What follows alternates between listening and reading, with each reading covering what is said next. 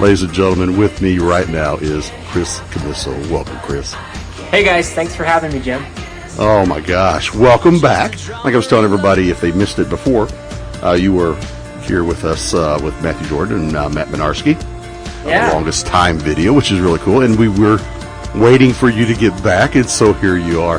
Yes. Now, before we get into some of the fun stuff, what I call it, because like I said, I'm already a huge fan, and I was a huge fan when I talked to you a couple months ago.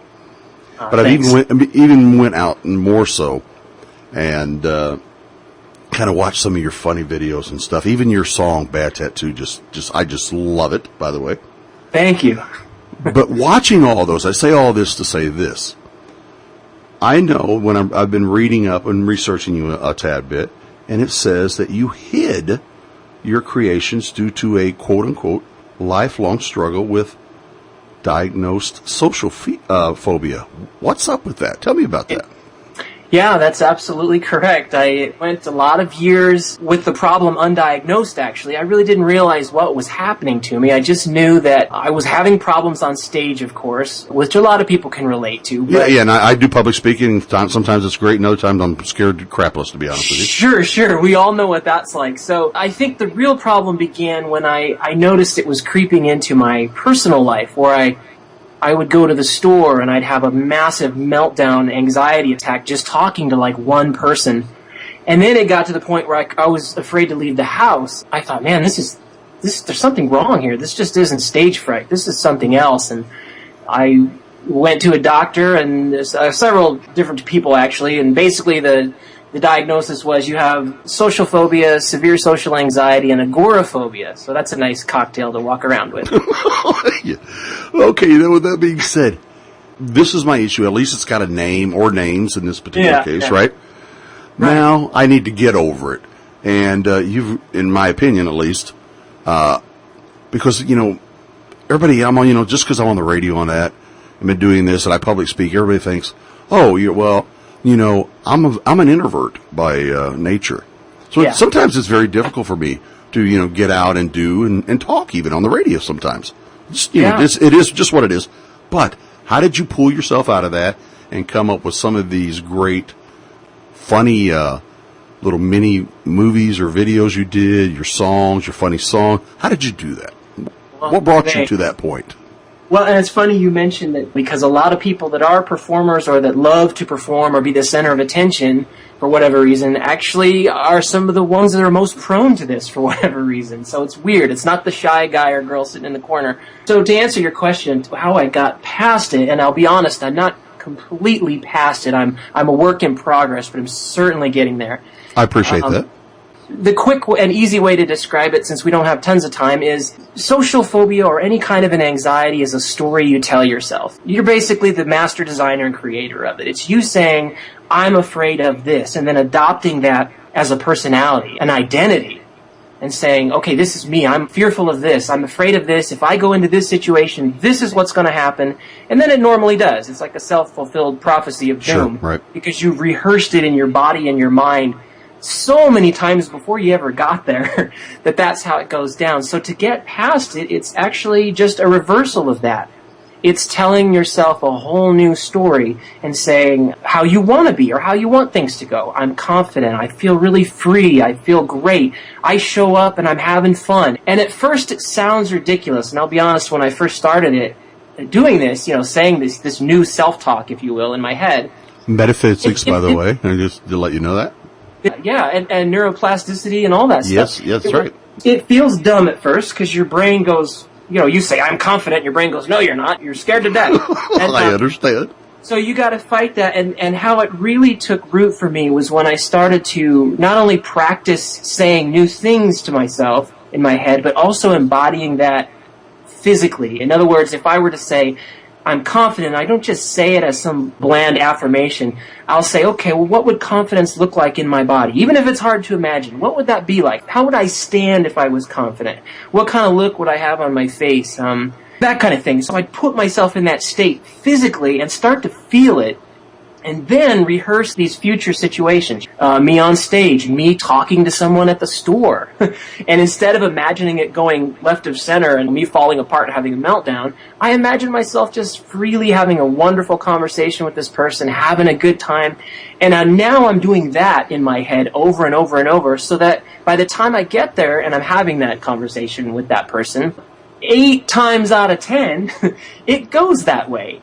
And yeah, sometimes I have my relapses, and again, I'm still working on all that, but it's a whole new ballgame. It's a whole new Chris, right? Yeah, and so because of that, I'm able now to more freely post the videos and do the things that I'm passionate about, which is the comedy stuff, being a goofball and not worrying about what people think, and singing and sharing my innermost thoughts and whatnots, and just being me and saying, whoever's going to dig this is going to dig it, and if they don't like it, that's really their thing, and I'm okay with that. That's okay. Not everyone's going to like me, and that's a big, huge step that I had to get over with, because I wanted everyone to like me, like we all do. Yeah, and it's human nature, I believe. It really is. We all want to be appreciated, and you've impressed more people than just me. I'm like I said, I've been a huge fan of yours, but Moses Kim from Moses Kim's label actually said, quote, Chris Commisso is a singer-songwriter and a pop powerhouse rolled into one irresistible ball of fun, unquote. I gave him $20 to say that. He would have done it for 15, so I actually got ripped off. Oh, that was great, man. I love that. Hey, thanks. I read that and was like, wow, thank you so much. Yeah, cool guy. I've never met him. He reviewed my album. I had no idea what he was going to say. I mean, could have been who knows what, but I was thrilled that he felt that way, and yeah, it's really cool. Well, to let you know that I and many others feel the same way. You keep on doing what you're doing. Now, getting back into your music a little bit, not your acting, even though I like that too, but your music. It's a very genuine, it's very original. But what I found here again, very unique, but not very uncommon, I guess, like you and I were speaking. I can play the piano a little bit. I can read music, but I can't read music and play the piano at the same time. I was reading where you don't read music, and you had no formal training, nor have I.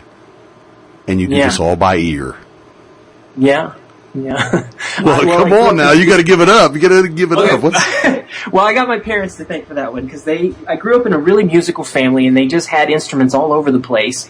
And so I was, good gosh, 3 years old or so, just playing on instruments as opposed to toys. So by the time I got into school and whatnot, and they were ready to teach music and notes, I was like, I already got that.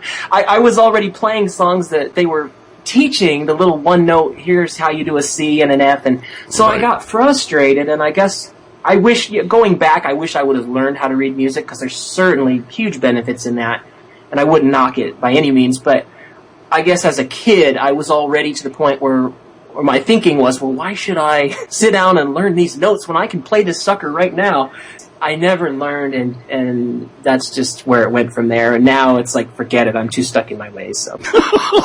No, well, you keep on doing what you're doing and keep bucking in that system. Well, you have thousands upon thousands of people who are friends, supporters, subscribe to your YouTube page. Now, I want to ask you a little bit. In 2012, you were chosen as the first place winner of the Glozell, I think that's how it's pronounced, YouTube Idol contest. Do tell. Wow, you've really done your research here. I was. Glozell's a comedian. She's very famous, actually. I'll admit I'd never heard of her before the contest. But after doing the contest, I realized, wow, she's been on all these different shows, and I think she's got something like 500,000 subscribers, maybe more. Don't quote me on that, but it was like 500,000 when I did the contest. So yeah, she's got some support herself out there. She threw this contest, just a music contest, and it was one of those, like many others, Jim, where I thought, you know what, I don't have a chance, a snowball's chance. It's in hell, and I'll say it. But I'm going to do it because it's another opportunity to maybe get a few people to hook on to what I'm doing. And it was one of those contests that had 7 or 8 rounds to it. I didn't realize this at the start. I thought you just entered and that was it. Well, I entered and I won the first round, and I'm like, oh, cool. I couldn't believe it. I'm like, well, I'm going on to the next round. Well, surely I'll be eliminated. And I kept thinking that with each round. I was like, okay, next round, I'm done. There's no way. So I just kept doing it for the whole thought of, well, if I get 9 or 10 people out of this that join me on YouTube or like what I'm doing, fantastic. Then I'm in the green here. Yeah, so I just kept doing it and kept making the rounds. And then when we were down to the last round where they were picking the winner, I remember it was down to 4 of us, and I looked at the other entries, the other 3, and I was like, there's no way. I'm so grateful that I got this far. Wow, it's so encouraging. I told myself, it's so awesome, but there is no way this is going to happen. The competition was way too stiff, and I really liked the other competitors. I thought they were all great. I'm like, I would hate to have to pick the winner, and I even picked this one of the girls that was in it. I thought, she's going to take it. She's really great. And for whatever reason, they picked me, and I was like, wow, it just blew my mind, because I never win contests. That's like, you might as well. That's why I don't buy lottery tickets. There's no way I'm ever going to win. Well, you won that one, and what's really kind of unique is, and I know we got to get going here a little bit, but what's really kind of phenomenal is you did not know this. The last round, everything had to be done a cappella. Yeah. So I quote you, so I unplugged my keyboards, packed up my drums, and hit the record button with nothing but my voice and my mic, unquote. Yeah, that was. It was a little scary, but fun. I bet it was. But that just shows your raw talent. Chris, once again, thank you so much. You are the bomb, my man. Hey, you're very kind, Jim. Thank you so much for the support, and thanks to everybody at American Veterans Radio, all your listeners. Thanks for listening to me, you guys. I truly appreciate it, and I've had some people come over my way because of you all, so thank you for the support. It's huge. Thanks, Chris, and here is Drummer in Love. Thanks, Chris, and everybody enjoy. Thanks, buddy.